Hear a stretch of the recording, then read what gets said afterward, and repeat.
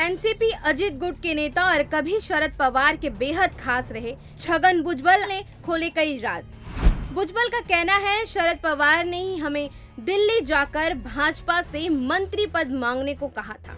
जी हाँ, महाराष्ट्र की राजनीति में पिछले कुछ दिनों से हलचल मची है। अविश्वसनीय जैसे लगने वाली घटनाएं घट रही हैं। शरद पवार को लेकर छगन भुजबल आजकल जो बातें कर रहे हैं उनके बारे में कभी किसी ने सोचा भी नहीं होगा। अब तक जो बातें राज थी वे बातें अब भुजबल सरेआम करने की हिम्मत कर रहे हैं। उन्होंने 27 अगस्त को बीड़ में अजित गुट की पहली सभा में भतीजे अजित पवार के सामने ही चाचा शरद पवार के सारे राज खोल दिए। सिर्फ राज ही नहीं खोले बल्कि सीनियर पवार की खुलकर आलोचना की।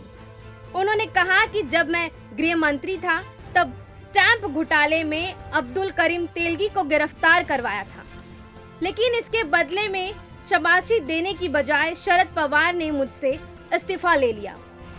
भुजबल ने इसे अपने साथ अन्याय बताते हुए कहा कि शरद पवार अजित पवार को तो कुछ नहीं कहते, लेकिन पार्टी के अन्य नेताओं की आलोचना करते हैं।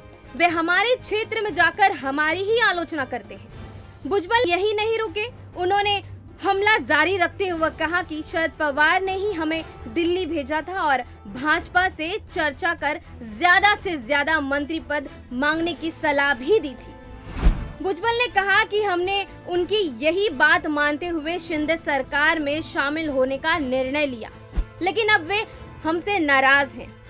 भुजबल ने कहा कि ऐसा वे क्यों कर रहे हैं ये वे नहीं बता सकते। बड़ी बात यह है कि सभा में शरद पवार के भतीजे अजित पवार भी मौजूद थे।